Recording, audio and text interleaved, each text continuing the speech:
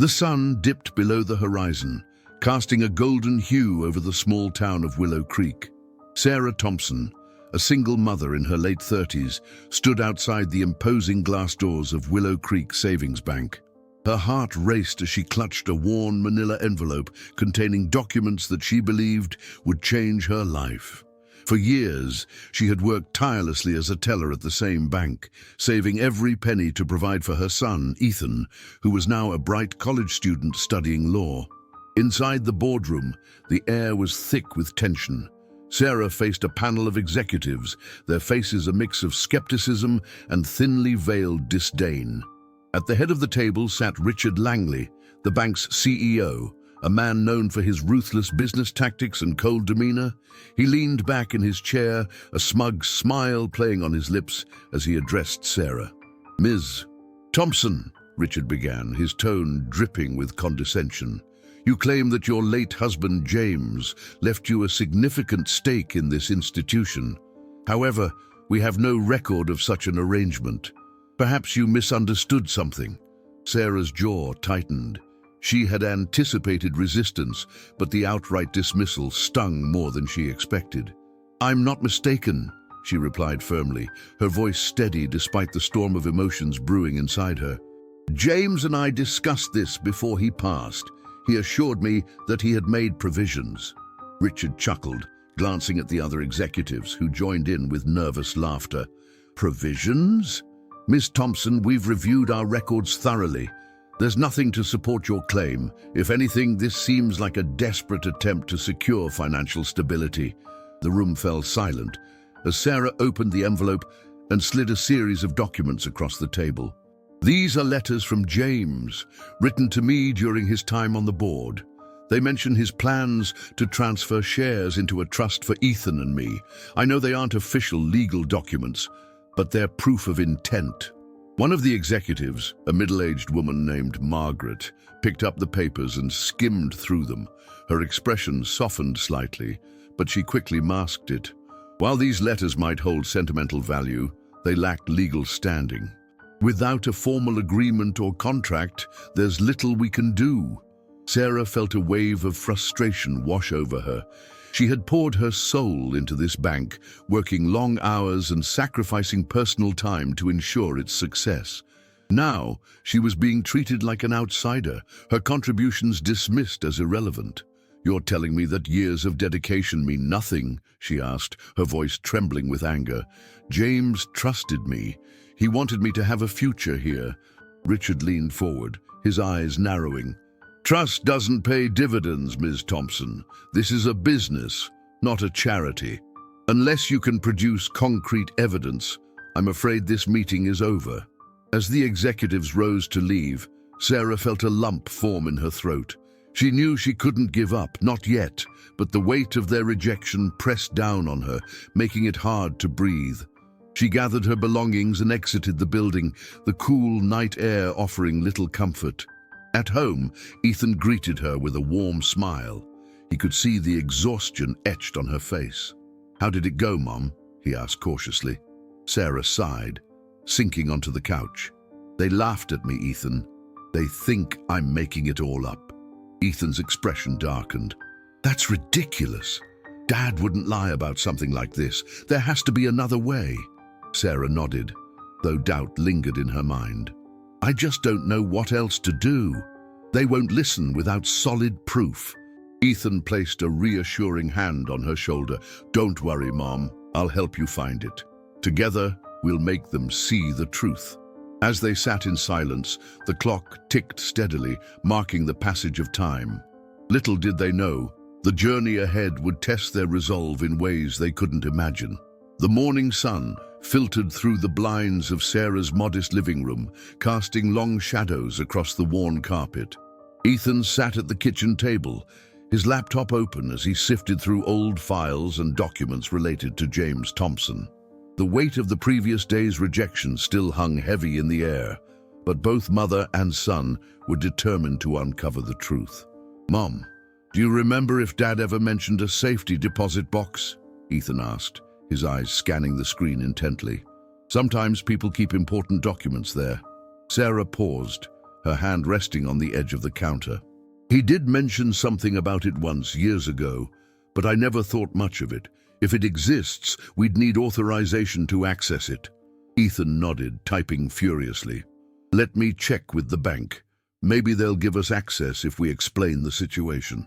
Meanwhile, at Willow Creek Savings Bank, Richard Langley was seated in his office, reviewing the notes from the previous day's meeting. Margaret knocked lightly on the door before entering, her expression unreadable. "Richard, I've been thinking about Sarah's claim," she said cautiously. "Those letters, they seem genuine. What if there's more to this?" Richard scoffed, leaning back in his chair. "Margaret, don't let sentiment cloud your judgment. Even if those letters are real, they're not legally binding. We can't just hand over shares based on emotional appeals." Margaret hesitated, then pressed on.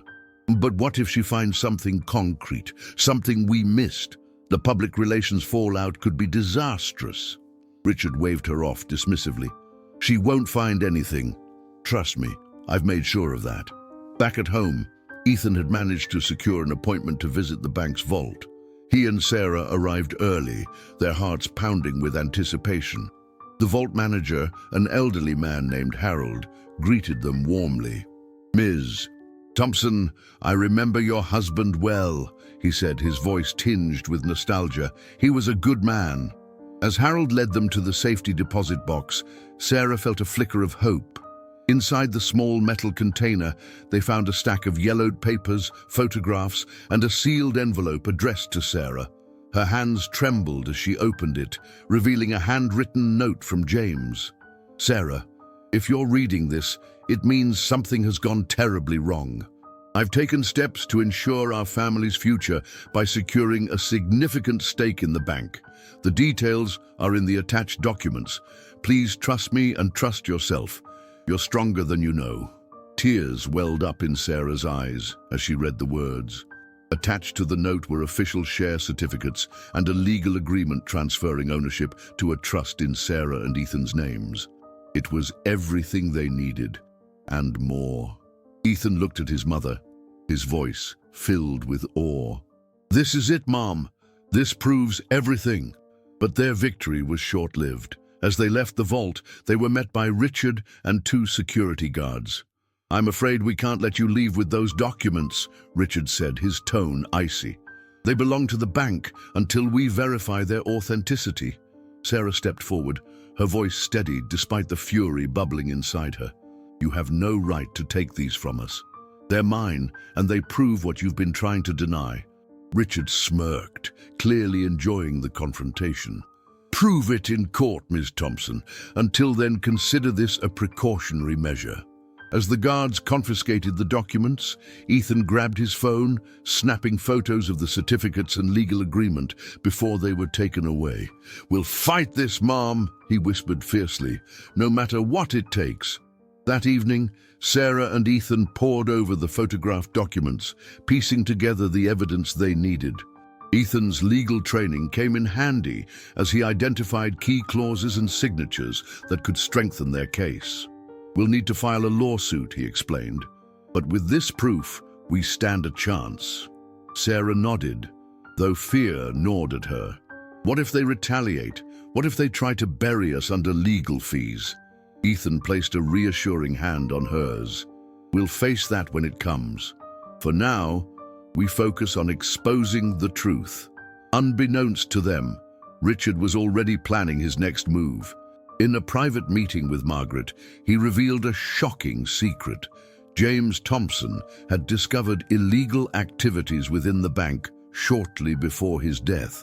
If Sarah gets her hands on those documents, it could expose everything, Richard admitted. "We need to act fast." Margaret frowned, her loyalty wavering. "Is this really worth it, Richard? Destroying lives to protect your secrets?" Richard's gaze hardened. "It's not about me, Margaret. It's about protecting the bank and everyone who depends on it." As the night wore on, Sarah and Ethan prepared for the battle ahead, unaware of the dark forces aligned against them. The stakes were higher than ever, and the truth was their only weapon. The courthouse loomed ahead, its grand columns casting long shadows over the bustling square. Sarah and Ethan stood side by side, their resolve hardened as they prepared to face the legal battle that would determine their future. Armed with the photographed documents and a newfound sense of purpose, they entered the building, ready to take on Willow Creek Savings Bank and its formidable CEO, Richard Langley. Inside the courtroom, the atmosphere was tense.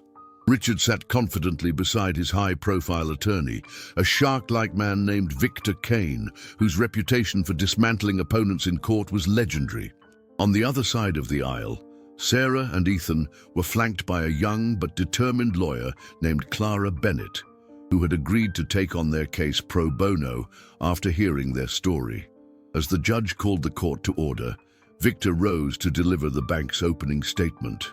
"Your Honor," he began, his voice smooth and commanding, "the claimants have presented no credible evidence to support their assertion of ownership. These so-called documents are mere photocopies, easily fabricated, and hold no legal weight." Clara stood calmly, her eyes locked on the judge. "Your Honor, while the originals were unjustly confiscated by the defendants, the copies clearly demonstrate intent and legitimacy.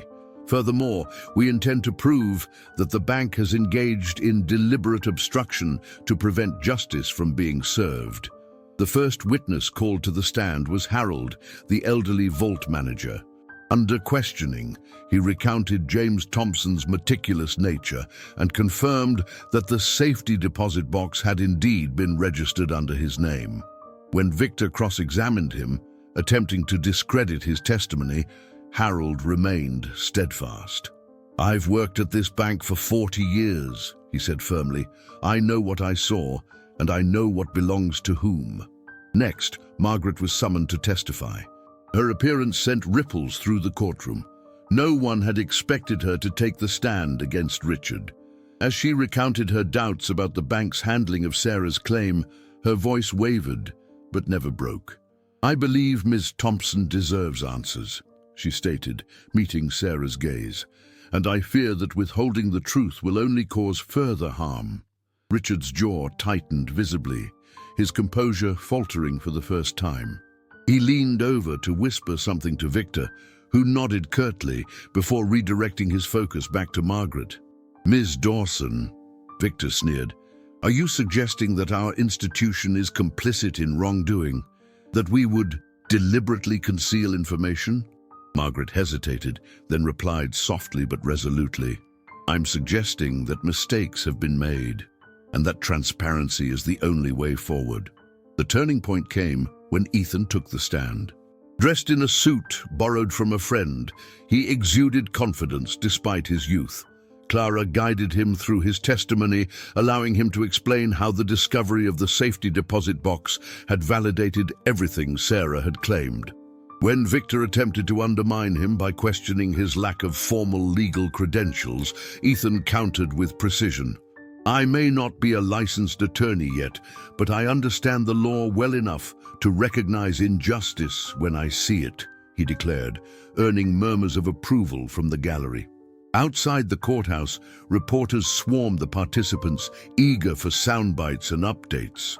Sarah found herself thrust into the spotlight, her quiet determination resonating with the public. Social media buzzed with hashtags like "Justice for Sarah" and "Mark's Truth Over Power," amplifying her cause.